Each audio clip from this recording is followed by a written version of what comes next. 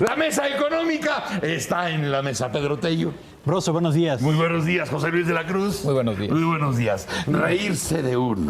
Eso es todo un tema, Pedro. Pues ojalá que la economía diera noticias para reírnos de nosotros mismos. Pues de pronto a mí me tuvo que ganar un poco la carcajada, te lo debo decir, cuando escuché esto del arsenal que tenemos y del gran parque que ya hubiera querido el general Anaya. Bueno, que nosotros sí lo tenemos. Tuviera un parque. De pronto, pues sí se Qué me buena resbaló. analogía hiciste ahora. Imagínate, vamos a acabar con una estación del metro Carstens, ¿verdad? Pero pues sí. Del me movió un poco. catarrito al si hubiera parque, usted no estaría aquí. Exactamente, ¿no? Pues mira, la semana pasada el gobernador del Banco de México, Agustín Carstens, acudió a una reunión de trabajo con la Comisión de Hacienda y Crédito Público del Senado de la República. El motivo de la reunión era muy concreto: hacer una evaluación desde la óptica del Banco de México de la situación actual de la economía mexicana y de los riesgos que hacia adelante se perciben. Y lo que el señor Carstens fue a decir fueron dos cosas que me parecen muy relevantes. Primero, que quienes suponen que los problemas del 2015 en materia económica ya terminaron están absolutamente equivocados. Es decir, la caída de los precios del petróleo, el lento crecimiento de la economía, el problema que tenemos con el encarecimiento en el precio del dólar, el recorte al presupuesto que fue monumental, la inestabilidad que prevalece en la bolsa, por citar solamente 5 problemas cotidianos, sin incluir los recortes a los que han acudido las empresas en sus nóminas.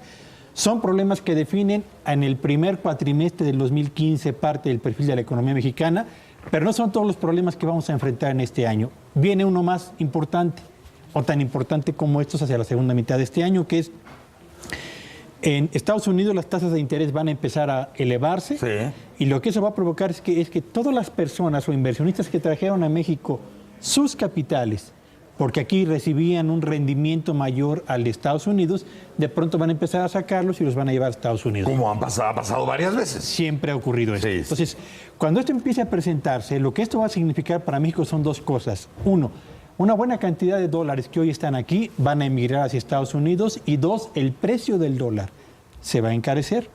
Entonces, lo que el señor Carstens fue a decir es, cuando esto ocurra, la pregunta que tenemos que hacernos es, ¿tenemos suficientes dólares para hacer frente a una salida de capitales y a un posible encarecimiento en el precio del dólar?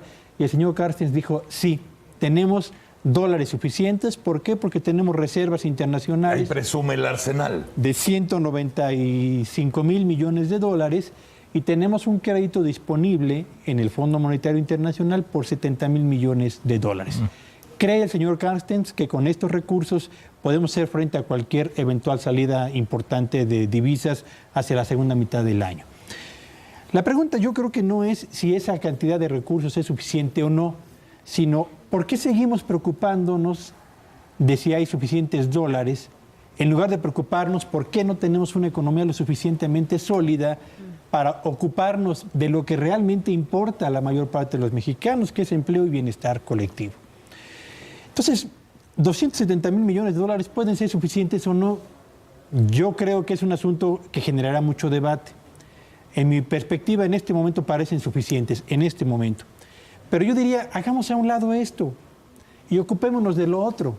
La insuficiencia de la economía mexicana para resolver los problemas de calidad de vida de los hogares mexicanos. Ese es el debate relevante que tendríamos que estar dando hoy, en lugar de estar viendo si tenemos suficiente parque o no para hacer frente a una fuga de capitales. Acabas de sembrar una semilla que difícilmente dejará de dar fruto, porque lo acabas de mencionar. ¿Qué es realmente lo que le importa al señor Carstens y al señor Videgaray? ¿Qué es realmente lo que importa en la economía mexicana? O sea, evidentemente estamos hablando de gente que sabe de su tema. Claro. O sea, no podemos negar que no saben de su tema. Pero, ¿qué es realmente lo que interesa? Porque si interesara que hubiera empleos y que el mercado interno creciera y se expandiera, hay caminos para eso. Pero ¿qué es realmente lo que les importa? Porque lo que acabo de mencionar, yo creo que no les incumbe, pero en nada. Bueno, a mí me parece que hay 3 puntos que por ahí podrían tocarse o que deben de tocarse. Lo primero es, ¿este arsenal realmente es tuyo o fuiste a pedirlo prestado para, préstame tu resortera, para con eso enfrentar la crisis? Es decir, se nos menciona la línea de crédito, o sea, deuda, de Fondo Monetario por 70,000 millones de dólares nos va a ayudar a enfrentar este eventual escenario de volatilidad e incertidumbre. Es decir, no es algo con lo que tú cuentes en tu reserva, en el banco, sino es algo que tiene uno que ir a prestar. ¿Es el FMI? Exactamente. Y a pedir prestado, y en donde al final del día la garantía es tu buena conducta, es decir, el buen comportamiento, el que te rijas por, al final del día, los mandamientos del Fondo Monetario, su perspectiva, su manejo de las finanzas públicas. ¿Es como lo que le sucede a Grecia en la Unión Europea? Digamos, ¿así nos trata el FMI a nosotros? En este caso, diciendo, tienes un buen aprovechamiento, eso me permite que sin ningún condicionamiento te preste, para que puedas enfrentar este eventual contratiempo. Y ahí me parece que viene el primer aspecto que tú mencionas. ¿Para qué quiero eso? Sí, ¿para qué? Es decir, estos 70,000 millones de dólares del crédito flexible son para meterlos a algún programa que fomente el crecimiento económico, que fomente la creación de empleo, desarrollar las zonas económicas que el presidente planteó. Y la respuesta es muy simple, no. Es decir, este arsenal de 70,000 millones ¿eso también lo decide el FMI? Al final de cuentas... porque te lo tienen que condicionar. O sea, te voy a soltar esta lana, pero la vas a usar para esto, o si no, chiras-pelas. Déjame te cuento una historia de los años 80. Cuando México recibe este apoyo para reconstruir su economía, es decir, se meten proyectos, por ejemplo, para la parte ferroviaria y otras cosas, hay un condicionamiento. Tienes que comprarlo a empresas norteamericanas, a empresas japonesas, es decir, el que presta pone ciertas condiciones. En este caso, este préstamo contingente, al final del día lo que trae es no un sesgo de vamos a meter recursos para reactivar la economía, es vamos a meter recursos para evitar que el sistema financiero colapse, y esto se vea reflejado en una fuga de capitales, en una alza todavía más abrupta de tasas de interés, porque desde la perspectiva de quienes manejan las finanzas en México es de que lo que necesitamos es mantener el escenario estable. Entonces, eso me parece que es el primer elemento a mencionar. El segundo, las reservas internacionales. Las reservas internacionales no son de Banco de México. O sea, las reservas internacionales en mucho lo que reflejan son entradas, salidas de capitales. Parte de estas entradas de capitales fueron por deuda. O sea, al final del día no podemos dejar de lado que, por ejemplo, los extranjeros en México tienen cerca del 70% de las reservas en forma de bonos gubernamentales. ¿Esto qué es? 140,000 millones de dólares que tienen norteamericanos, japoneses, europeos, entre otras nacionalidades, en compra de bonos del gobierno, es decir, de la deuda que emiten en nuestro gobierno, y que en cualquier momento pueden hacer transacciones para decir, ahí les dejo su deuda y yo me retiro. Entonces, al final del día, este arsenal lo que nos está reflejando al final de cuentas es también el tamaño de la debilidad de México. ¿Tengo que pedir prestado o tengo que usar reservas que acumulé, entre otras cosas, mediante compra de deuda que hicieron algunos extranjeros? Y entonces, en realidad, este gigante tiene pies de barro. Y con eso responderé a tu pregunta. ¿Qué es lo que les interesa? Me parece que el mensaje ha sido muy claro. Conservar la estabilidad macroeconómica, que eso no necesariamente implica bienestar y empleo. No, y entonces regresamos un poco a, pues, de alguna manera, a la respuesta que a lo mejor no queremos ver desde hace un tiempo. O sea, entonces hay cosas que no se deciden aquí, Pedro. Pues mira, desde que dependes del aprovisionamiento externo de recursos para mantenerte a flote, no para avanzar, para mantenerte a flote, en ese momento lo que estás revelando es una posición de desventaja frente a los que deciden desde afuera qué camino debe seguir.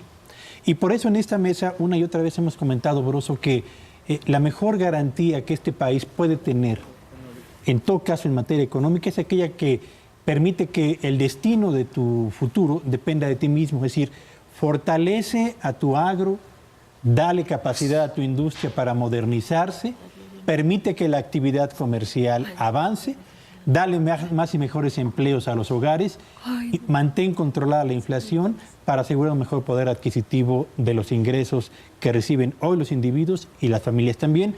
Pero mientras nos ocupemos de mantener una cara lavada para el mundo exterior, pero un cuerpo absolutamente deteriorado porque no tenemos capacidad para avanzar rápidamente, bueno, pues lo que seguiremos haciendo es comentando esto, que son noticias relevantes para unos, pero yo diría no tan relevantes para la mayor parte de los mexicanos. Oye, pero esas fórmulas yo creí que ya habían caducado. O sea, en los 80s, en los 70s, cuando había este tipo de reglas por seguir, por quien daba el dinero, de pronto la gente se levantaba y la gente se levantaba peligrosamente en esos países que habías condicionado. Y entonces llegaba Estados Unidos rápidamente con la CIA para implementar un golpe de Estado y tratar de imponer el orden en su región. Eso ya no aplica. Hoy, ayer y mañana, Broso, el que paga manda. Y si los que pagan o te ofrecen créditos del exterior te dicen hay que seguir estos lineamientos, los tendrás que seguir si quieres ese dinero. No hay vuelta de hoja en este sentido. Por eso lo que hemos comentado aquí es fortalece tu economía. Pero depende de ti, no de los otros. Pero eso sí depende de nosotros. El fortalecimiento de nuestra economía, por supuesto que sí. Por supuesto que el fortalecer a la industria, al agro y generar mejores empleos depende de nosotros. Porque yo no encuentro entonces la explicación de que no se haga. A menos que no te dejen, porque el camino es grosero de obvio. Bueno, José Luis ha traído aquí libros escritos por él, de eventos coordinados por él, con propuestas muy concretas en materia de política industrial y en el ejemplo de lo que otros países han hecho bien para fortalecer sus aparatos productivos. Pero no se aplican entonces. Más allá, ¿no? Del compromiso que tengas con el Fondo Monetario Internacional de aplicar ciertos fondos o ciertas conductas. A pesar de ello, ¿sí puedes echar a andar tu mercado interno? Lo debes hacer. Es un asunto de soberanía, de independencia, de consistencia, de proyecto nacional. ¿Y si no lo haces? Pues es que careces justamente de lo que acabo de decir, ¿no? Entonces, no lo haces, tendrías que renunciar. O tendrías que replantear el camino que estás siguiendo. Para empezar. Depende de la nueva realidad. Claro, depende si se ajustan todos a la nueva realidad. Gracias, José Luis de la Cruz. Buenos días. Gracias, Pedro Tello. Gracias, Pedro Tello, el perdonavidas. Gracias, señora. Muchas gracias, doctor. Buen día para todos. Doctor de la Rosa. Las órdenes, señor, gracias. Gracias, José Luis. Gracias. Mañana, sin remedio, estaremos con ustedes, lo quieran o no, a las 6:30 por Foro TV. Si tienen tele, ahí se ven. ¡Órale!